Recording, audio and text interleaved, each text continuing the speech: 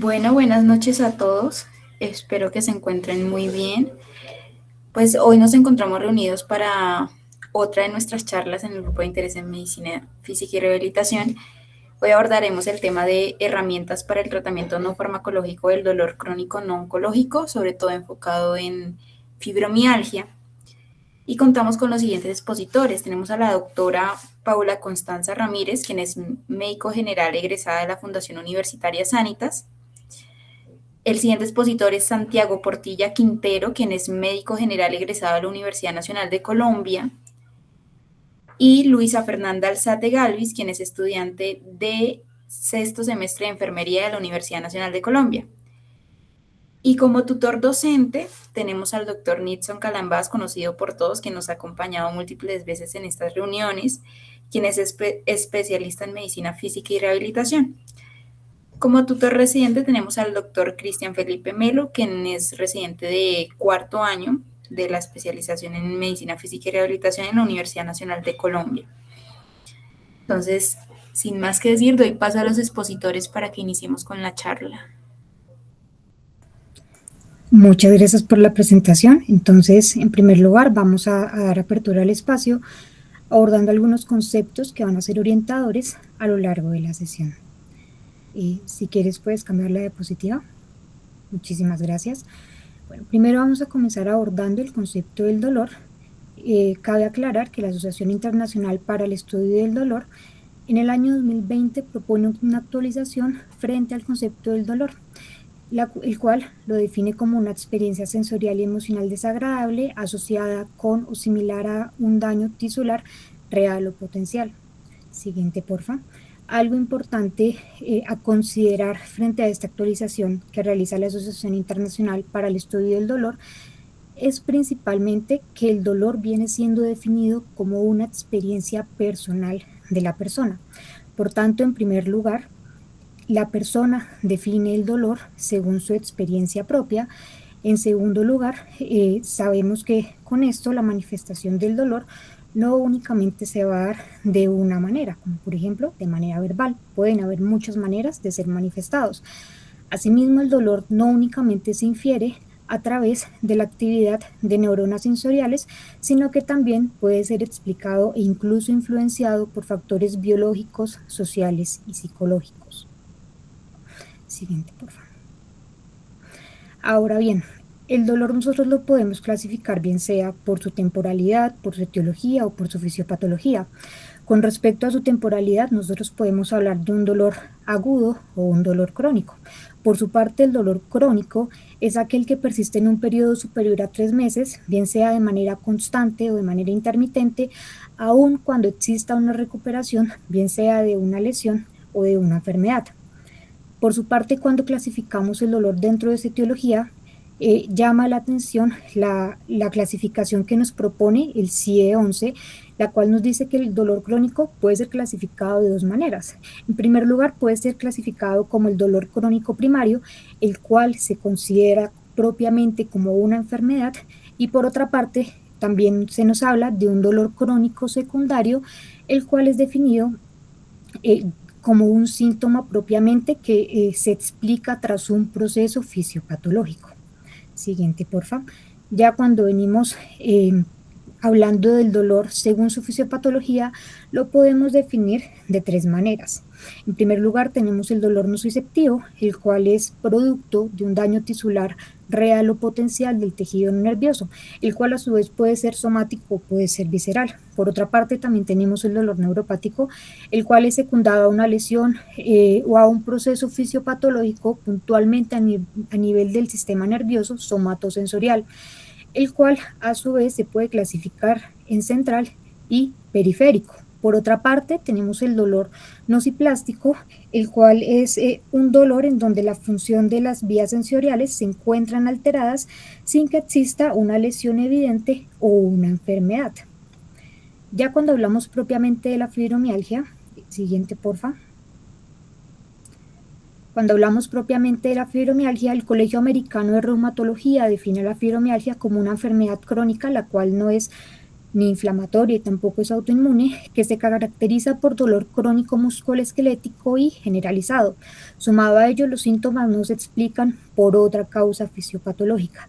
Así que cuando nosotros vemos la fibromialgia, bien sabemos que se caracteriza por ser un dolor crónico que entraría en la clasificación del CIE-11 como un dolor crónico primario, y al mismo tiempo, cuando hablamos de su fisiopatología, entra dentro de la categoría del dolor nociplástico. Ahora bien, siguiente porfa.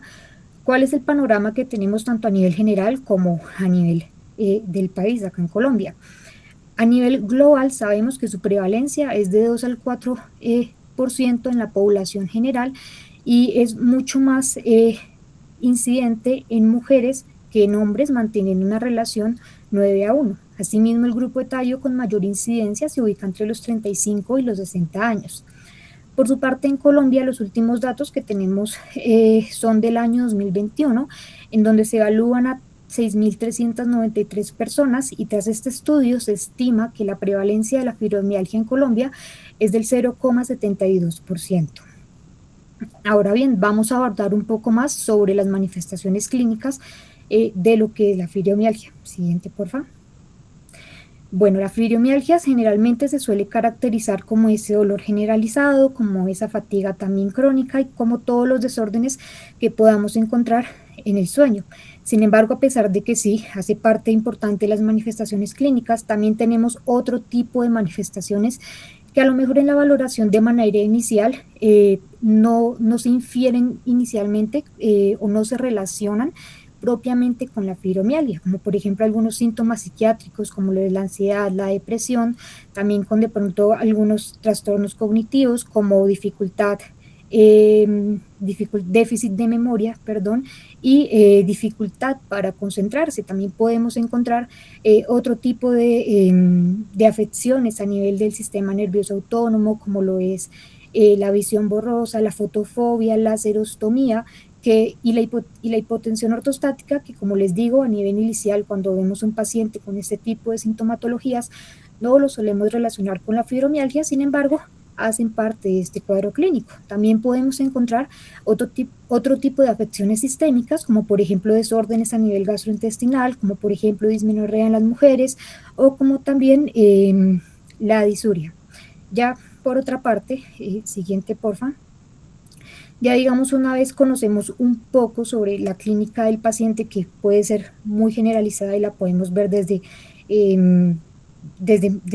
muchos sistemas, no únicamente, como les digo, desde el dolor, vamos a abordar los criterios diagnósticos que nos propone el Colegio Americano de Reumatología para el año 2010. ¿Cuáles son los criterios que tenemos que tener presentes? En primer lugar, no debe existir una causa que explique el dolor, es decir, una enfermedad o una lesión que esté explicando el dolor. Por otra parte, los síntomas deben estar presentes como mínimo durante 3 meses. Y por otra parte, hay algo importante de los criterios diagnósticos, y es que nosotros debemos valorar el índice de dolor generalizado y el índice de severidad de síntomas. ¿Cómo vamos a valorar cada uno de estos? Bueno, en primer lugar, el índice de dolor generalizado, lo que hacemos para valorar esto es consultarle al paciente en qué áreas está sintiendo dolor, guiándonos de la tabla y de la gráfica que encontramos en la parte izquierda. Entonces, por ejemplo, si un paciente nos refiere, por ejemplo, 3 partes en las que ha tenido dolor, pues vamos a dar un puntaje de 3. Si el paciente nos refiere dolor en 4 partes diferentes, guiándonos de esta tabla y de esta gráfica, vamos a dar un puntaje de 4, y así respectivamente. Eso en cuanto al índice de dolor generalizado. Sin embargo, para valorar el índice de severidad de síntomas, lo vamos a hacer en 2 partes. En la primera parte vamos a valorar la fatiga, vamos a valorar el sueño no reparador, y vamos a valorar los trastornos cognitivos en un puntaje de 0 a 3, en donde 0 implica que no vamos a tener ningún problema, y 3, el puntaje de 3 nos quiere decir que estos síntomas son tan persistentes hasta el punto de afectar la vida diaria del paciente. De esta manera evaluamos esta primera parte en el índice de severidad de síntomas. Por otra parte, para evaluar la segunda parte del índice de severidad de síntomas, Lo que hacemos es guiarnos de esta tabla que tenemos abajo y lo que tenemos que hacer es preguntarle al paciente qué síntomas nos está refiriendo de manera específica. Entonces, si el paciente no nos refiere ningún síntoma, vamos a dar un puntaje de 0. Si el paciente nos refiere de 1 a 10 síntomas, vamos a dar un puntaje de 1. Si el paciente nos refiere de 11 a 24 síntomas, vamos a dar un puntaje de 2. Y si el paciente nos refiere de 25 o más síntomas, vamos a dar un puntaje de 3. Entonces, ¿qué hacemos acá? Tomamos el puntaje que valoramos en la primera parte en el índice de severidad de síntomas y lo sumamos con este último puntaje que nos da en esta segunda parte del índice de severidad de síntomas, y ese es el total que nos da la valoración del índice de severidad de síntomas. Ahora bien, ¿cómo vamos a interpretar el índice de dolor generalizado y el índice de severidad de síntomas? Esta guía pues, nos propone dos tipos de interpretación. La primera interpretación es que el índice de dolor generalizado tiene que ser mayor o igual a 7 y al mismo tiempo el índice de severidad de síntomas nos tiene que dar un puntaje mayor o igual a 5. Y si esto se cumple, cumplimos con un criterio diagnóstico para la fibromialgia. Por otra parte, también tenemos otra opción, y es que el índice de dolor generalizado nos dé un puntaje de 3 a 4 y al mismo tiempo el índice de severidad de síntomas nos dé un puntaje mayor o igual a 3. ¿Listo? Bueno, hay unas recomendaciones que se nos realizan dentro de esta guía, y la primera es tratar de dar un diagnóstico oportuno si el paciente ya cumple con los criterios diagnósticos, esto con el fin de no realizar otro tipo de intervenciones o de interconsultas que a lo mejor el paciente no esté necesitando para que sí mismo pueda recibir un tratamiento oportuno. Pero también hay otra recomendación importante que se nos hace dentro de estas guías, y es que si un paciente que ya tiene fibromialgia de manera diagnosticada y ya lo hemos estado acompañando a lo largo del tiempo a la valoración, es importante saber que este paciente puede presentar nuevos síntomas, y es importante saber que estos nuevos síntomas que estén apareciendo en el paciente a lo largo del tiempo no necesariamente tienen que estar relacionados con la fibromialgia, por tanto tenemos que tener presente otro tipo de diagnósticos a nivel diferencial. Siguiente, por favor.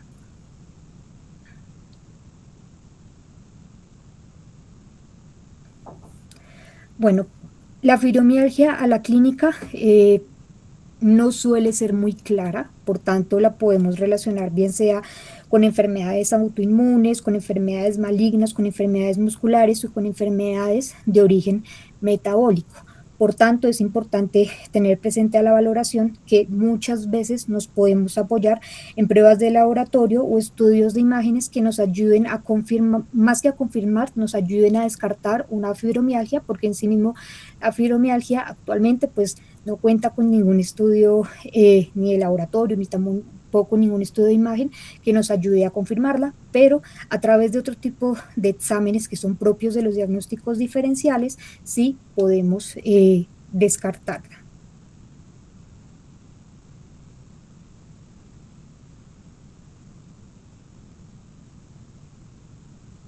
Bueno, ¿cómo están? Un saludo a todos. Continuando con la fisiopatología del dolor nociplástico y un poco enfocado, pues una de las principales patologías que es la fibromialgia. Primero tenemos que entender el dolor nociceptivo. Entonces, comenzando en la esquina inferior izquierda, tenemos un estímulo, ya sea una herida, calor o frío, eh, que estimula los receptores, los nociceptores a nivel periférico, que por las vías tipo A y C viajan hacia la asta dorsal. Se decusan, suben por el tracto espinotalámico, pasan por el puente, llegan al tálamo, donde se divide principalmente en dos.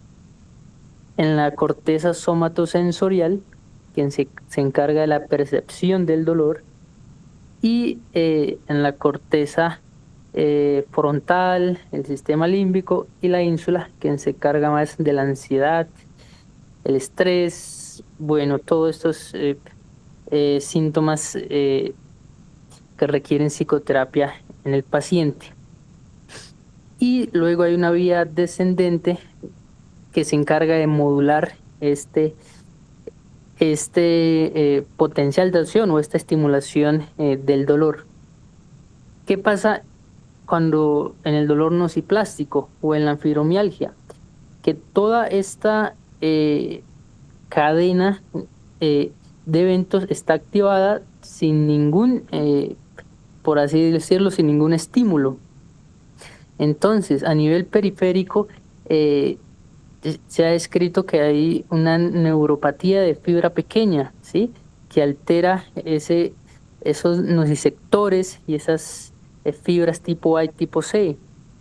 También hay una neuroinflamación de bajo grado, donde participa tanto en el sistema nervioso central, la microglía, los astrocitos, como a nivel una desregulación del sistema inmunológico. Esto llevando a una elevación de interleuquina 6, interleuquina 8, factor de necrosis tumoral.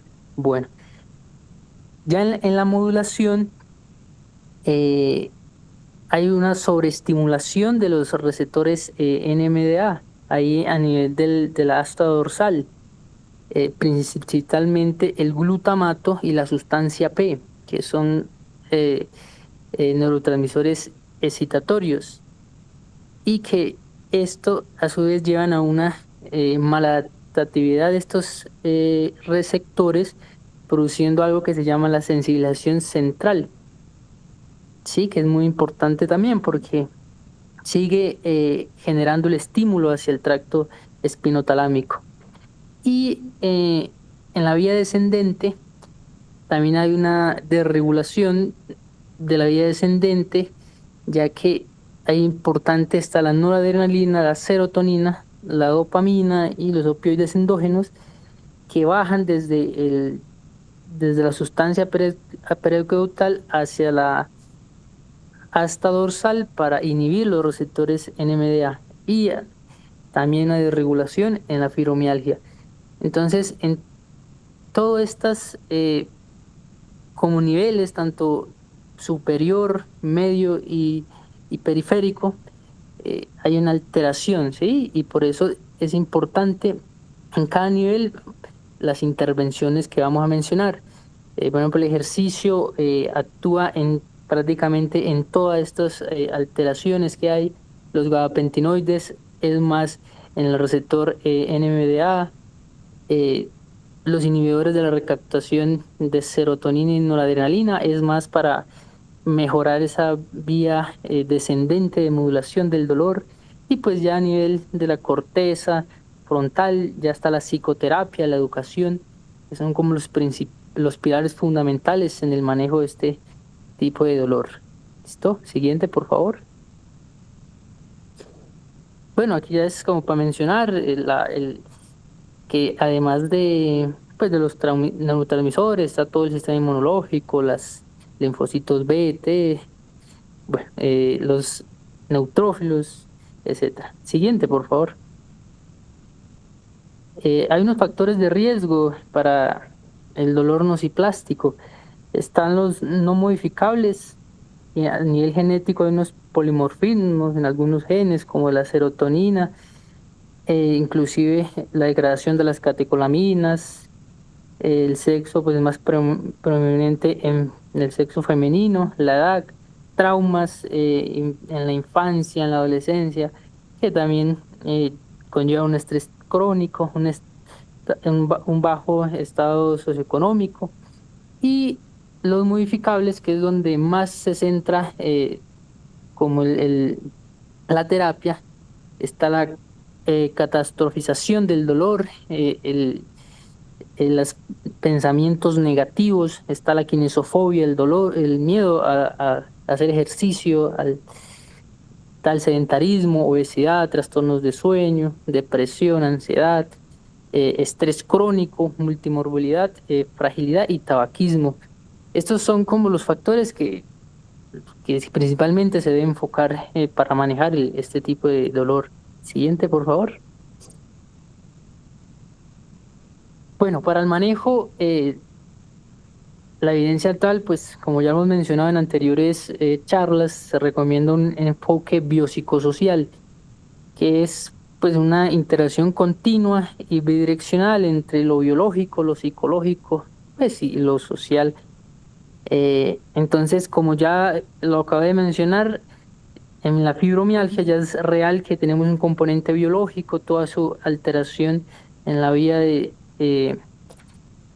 del dolor. A nivel psicológico, pues toda la afectación en la corteza frontal, bueno, en la ínsula, que lleva ansiedad, depresión, la catastrofización, la kinesofobia, y pues a nivel social todo el componente que influye en estos pacientes, ¿sí? Siguiente, por favor.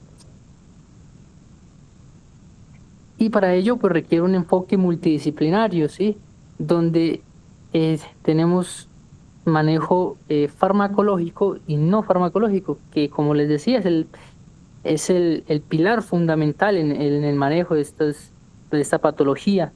Entonces, en el no farmacológico, las principales intervenciones que tienen evidencia está el ejercicio terapéutico y graduado.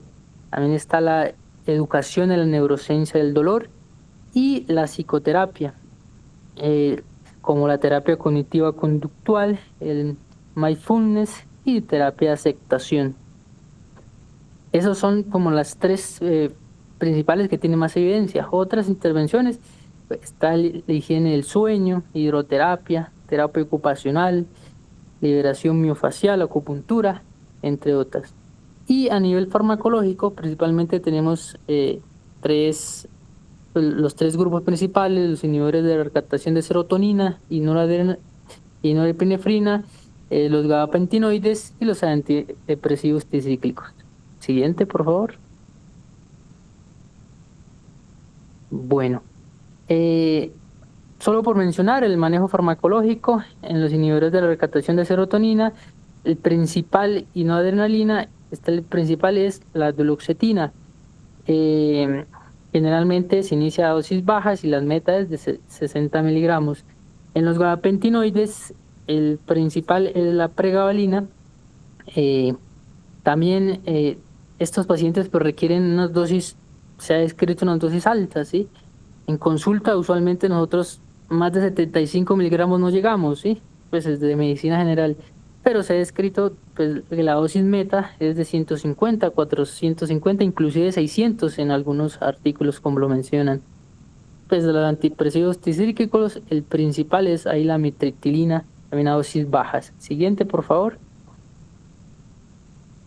Y, como en agosto del 2025 la FDA aprobó otro medicamento para la fibromialgia, que es la ciclobenzaprina sublingual.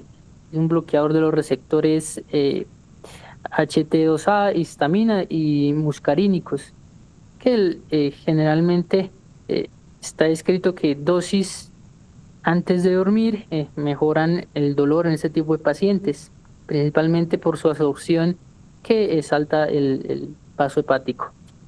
Y otras intervenciones que están en estudio, como la ketamina, memantina, cannabinoides, oxalato de sodio y naltrexona. Siguiente. Bueno, esta es una gráfica de las dosis que acabé de mencionar. Ahí está como para revisar. La siguiente, por favor.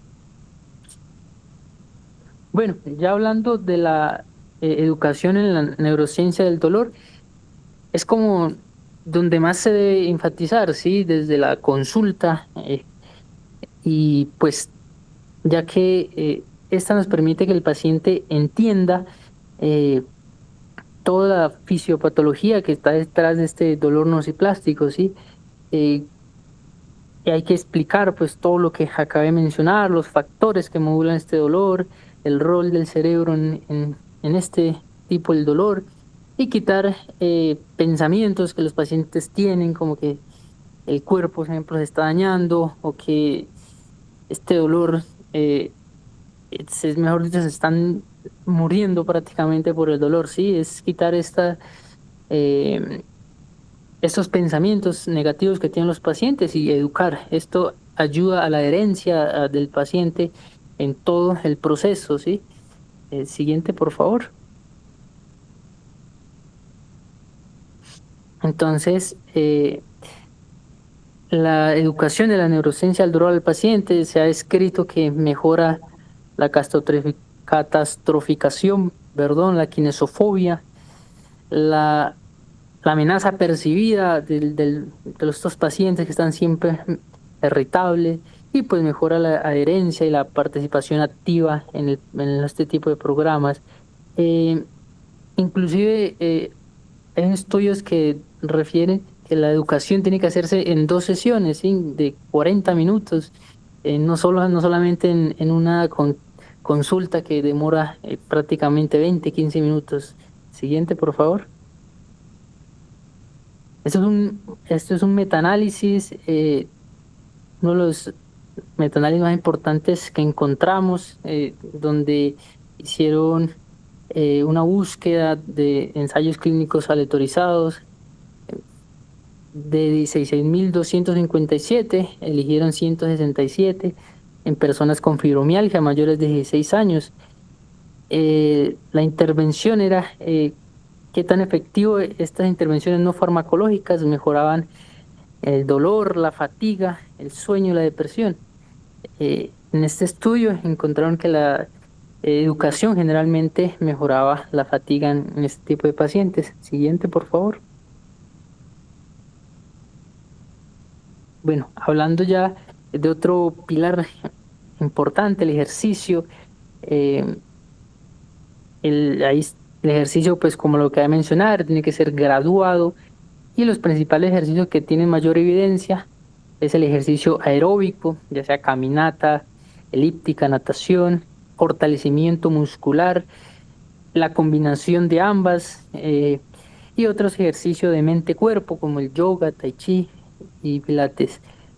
Como mencioné, esto se tiene pues que prescribir unas 2, 3 veces por semana.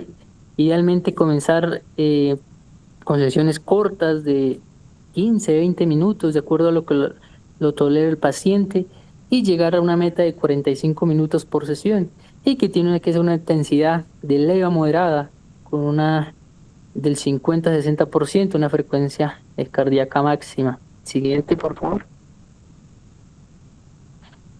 Bueno, los efectos fisiológicos del dolor, la contracción, la activación del músculo, produce liberación de endorfinas, una analgesia, pues que lleva a disminuir todo este componente inflamatorio, la sensibilización central, y mejora la vía descendente, como lo acabamos de mencionar en la fisiopatología, mejora el dolor, mejora la fatiga, ayuda en la depresión, y pues mejora la función física y el sueño. Siguiente, por favor. Continuando con el metaanálisis que le acabé de mencionar, aquí nos mostraba que todas las formas de ejercicio principalmente disminuía el dolor y la depresión en este tipo de pacientes, excepto la flexibilidad, y los ejercicios mente-cuerpo se enfocaban más en mejorar la fatiga, como los ejercicios aeróbicos y de fortalecimiento también mejoraban eh, el sueño. Siguiente, por favor. Bueno, aquí ya continúa mi compañero. Listo. Entonces, aquí les voy a comentar sobre otras intervenciones, además de la educación y del ejercicio físico, que también tienen cierto rango de evidencia que pueden ayudar para el tratamiento de la fibromialgia. Tal cual usamos este estudio, en donde, como lo comentaron previamente, de estos 167 estudios, aproximadamente fueron 11.012 participantes, del cual 88% fueron mujeres. Se usaron estudios que estuvieran publicados hasta el 2018 y luego se actualizaron hasta el 2020. Básicamente en este estudio lo que nos va a reportar es el effect size, o qué tanto esa intervención ayudó a disminuir el síntoma. Y se desglosa por los 4 síntomas principales, que son el dolor, la fatiga, el sueño y el estado de ánimo. Muchos de estos estudios van a usar una herramienta que como tal no es de diagnóstico, pero sí es para el seguimiento de los síntomas, que es el FIC o FIC-R, que es el cuestionario de impacto de la fibromialgia. Aquí está en la imagen versión en inglés y también una versión en español adaptada y revisada. Básicamente esta tabla nos va a dar un puntaje de sobre 100, en donde el puntaje mayor es que los síntomas intervienen en todos los aspectos de la vida de la persona, y un 0 sería que no afectan en lo absoluto. Usualmente un promedio, una persona con fibromialgia o los que están en el estudio tienen un rango entre 50 a 70 de este puntaje. Y el objetivo era ver, según las intervenciones, qué tanto disminuyó este puntaje.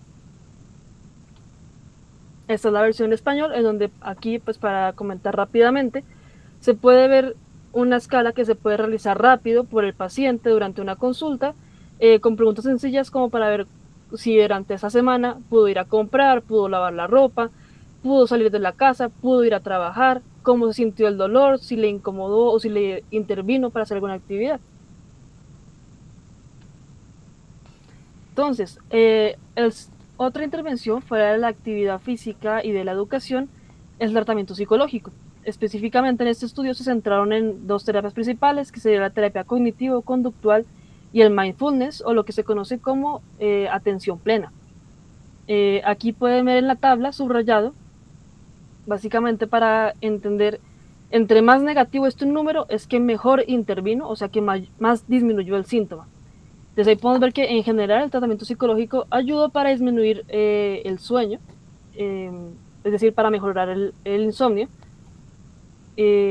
ayuda a disminuir el dolor y la depresión en cuanto a grandes rasgos. Pero como tal, la terapia cognitivo-conductual ayudó mucho para el manejo del dolor, pero no tanto para la fatiga, y el mindfulness, por el contrario, curiosamente, ayudó a mejorar la fatiga, pero no.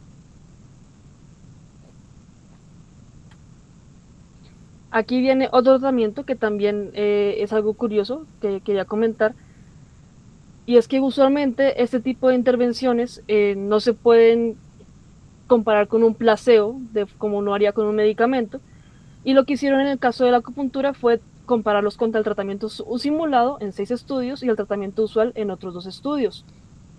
Y efectivamente se evidenció que con el tratamiento ideal versus el tratamiento simulado o el tratamiento usual, hubo una mejoría en cuanto al manejo del dolor y la fatiga, no tanto con el sueño y no tanto con la depresión, pero es de los que más evidencia tiene comparando con otras intervenciones. Otra que también se notó cierta mejoría fue la hidroterapia o la balneoterapia. Aquí definían la hidroterapia como cualquier actividad que requería movimientos pasivos o estáticos en agua. No necesariamente tenía que ser piscina, podría ser en el mar, agua salina, pero que estuviera involucrado el agua y que fuera de actividad pasiva, no necesariamente natación, porque ya entraría dentro de alguna actividad física. Lo que sí se ve es que la hidroterapia tiene cierta mejoría, sobre todo para el manejo del dolor y la depresión, pero también hay una intervención con la fatiga cuando se asocia al ejercicio. Algo que también hay que notar y que ahorita vamos a decir es que la fibromialgia como tal no se recomienda un tratamiento único, sino que lo ideal es que sea un tratamiento multidisciplinario. Y algo interesante de este estudio es que hubo estudios donde demostraban que al usar varios tratamientos a la vez hay una mejoría considerable comparándolo al usar solo uno. Es decir, tratamientos que incluyan ejercicio, educación y tratamiento psicológico tienen una mejoría, un mejor resultado en cuanto al manejo del dolor, del sueño y de la depresión que si los evaluaran por aparte. Es decir, lo ideal sería poder usar varios a la vez en un paciente. Aquí les traje la tabla porque hay muchísimas más intervenciones, puede que surjan más, pero la evidencia no es suficiente como para recomendarlos. Digamos que para explicar rápidamente esa tabla, aquí se ve el cursor, cuando entre más negativo está el número es que ayuda a disminuir más el síntoma. Si está positivo es que de hecho aumentó el síntoma. Si se dan cuenta, la mayoría pareciera estar en una tendencia como a cero negativo. Algunas atraviesan la línea, entonces digamos que no hay una deficiencia suficiente.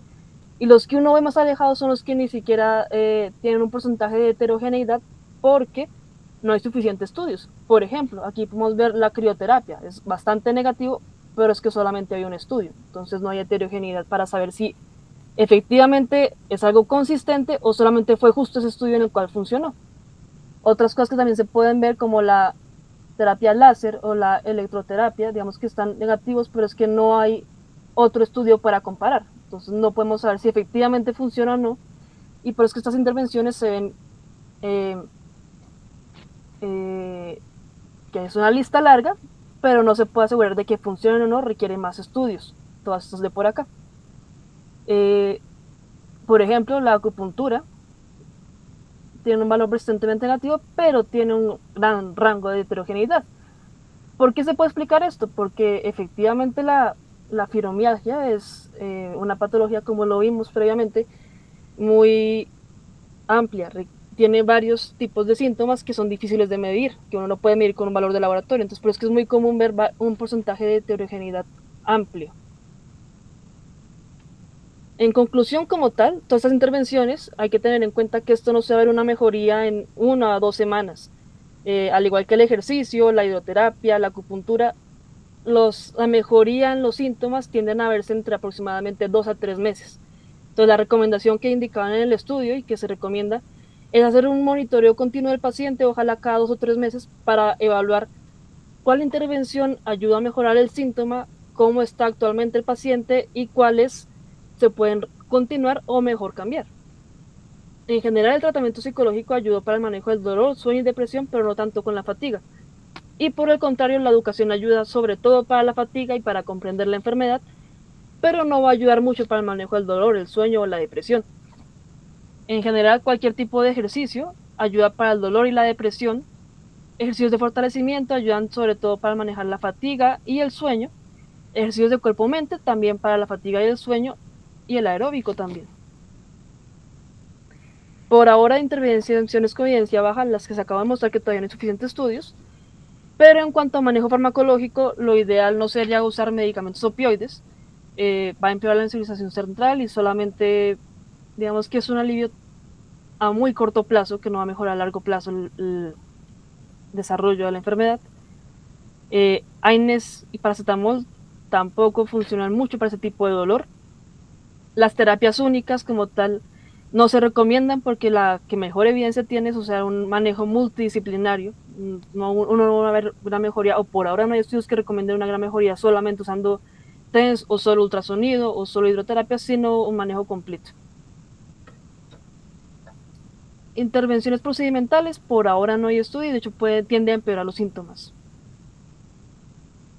Mensajes como tal para llevar a casa es que el dolor es real, el dolor nociplásico tiene una base biológica, se asocia a sensibilización central, como lo explicaron previamente, a una alteración en la vía ascendente, neuroinflamación de bajo grado y neuropatías de fibras pequeñas.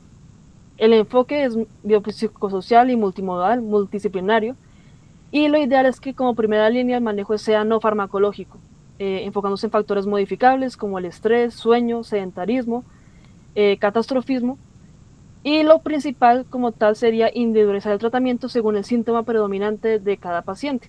Como se dieron cuenta, pues el ejercicio ayuda mucho, la educación ayuda mucho, pero lo ideal sería no enfocarse solamente en uno, sino ayudar en todos los aspectos al paciente.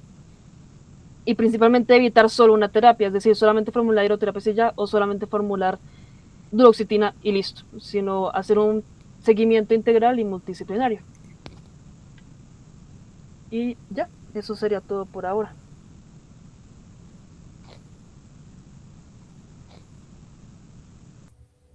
Muy bien, chicos, muchas gracias por la charla. No sé si alguien tiene alguna pregunta, dudas que hayan quedado de la presentación.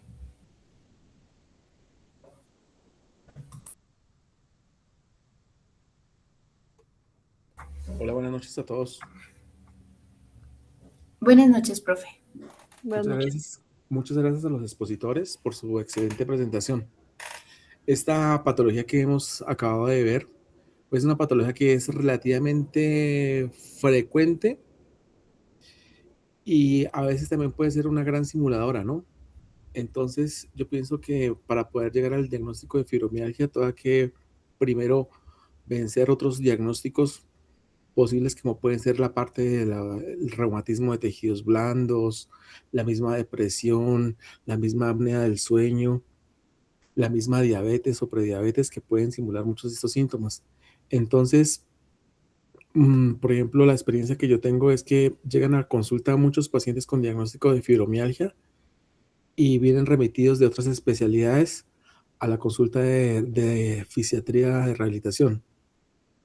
Y entonces uno se pone a hacer el interrogatorio, a hacer una historia clínica muy completa y muchas veces no es fibromialgia.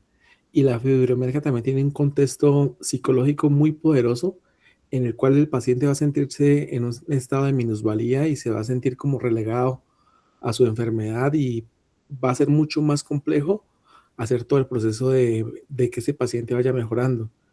Entonces he visto que muchos médicos, tanto especialistas, médicos generales y quizás otras especialidades y otras profesiones, remiten a esos pacientes con este diagnóstico, pero diría yo que es como la última etapa después de haber vencido otros posibles diagnósticos, de llegar a este diagnóstico, porque muchas veces llegan de primer diagnóstico, lo vio el médico internista, primera consulta y diagnóstico de fibromialgia, y el paciente sale con ese pensamiento de minusvalía, de fibromialgia, y llega peor a la consulta. Entonces digo muchas veces que esto agrava el mismo diagnóstico, agrava al paciente y se hace muchísimo más complejo quitarle de su mente esa patología. Entonces siempre van a estar con una ganancia secundaria, mayor depresión, mayor dependencia, y se hace mucho más complejo el diagnóstico. Inclusive, como les digo, quitarle el diagnóstico de fibromialgia a un paciente que ha estado errado en su diagnóstico es bien complejo, ¿vale? Pues eso como para aportarle a los expositores y felicitarlos por su magnífica exposición, ¿vale? Profe, yo tengo una pregunta. Pues entendiendo que la fibromialgia encaja dentro del síndrome de sensibilización central, pues puede que en un futuro existan como tal biomarcadores específicos, ya sea para el diagnóstico, para el seguimiento de esta enfermedad, o pues el diagnóstico, pues como vimos, va a seguir siendo clínico, eminentemente, pues. Yo tengo una respuesta, pero de pronto me gustaría escucharla a alguno de los residentes que están presentes acá, a ver qué nos pueden aportar ellos.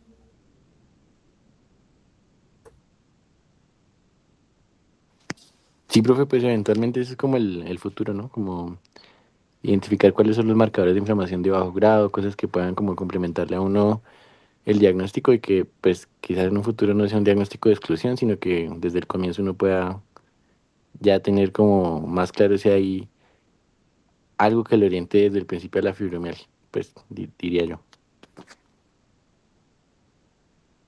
Perfecto, Juan. ¿Alguien más de los residentes o de las otras personas que nos están acompañando?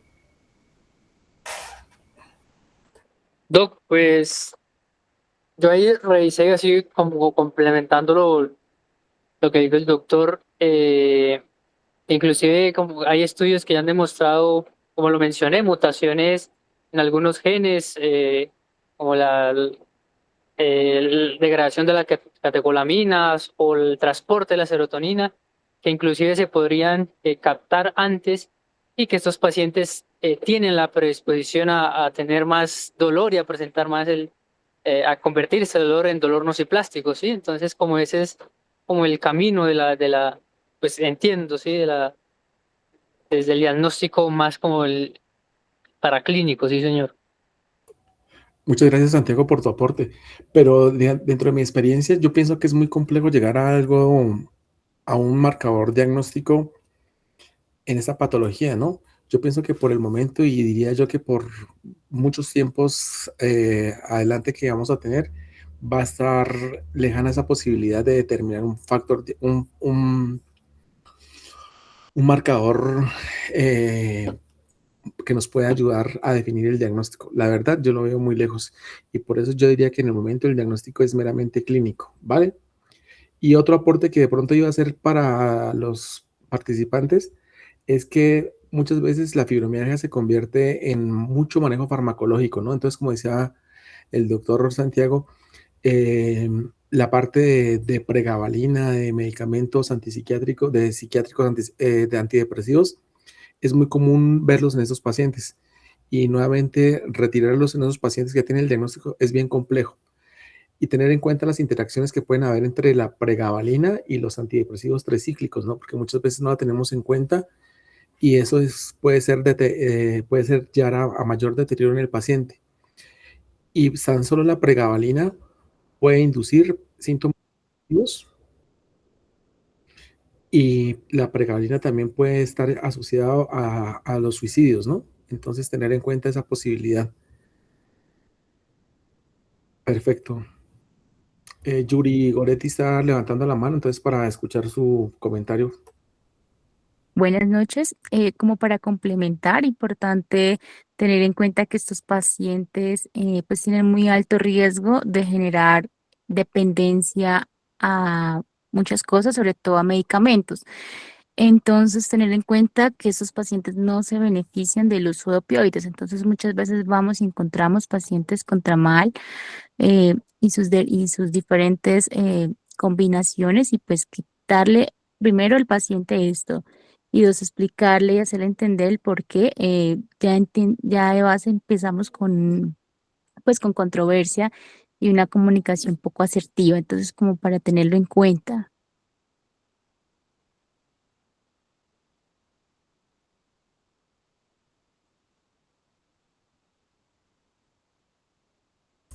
Bueno, muchas gracias, doctores. Muchas gracias a todos los participantes y los asistentes. Entonces, yo creo que ya podemos dar por terminada la sesión.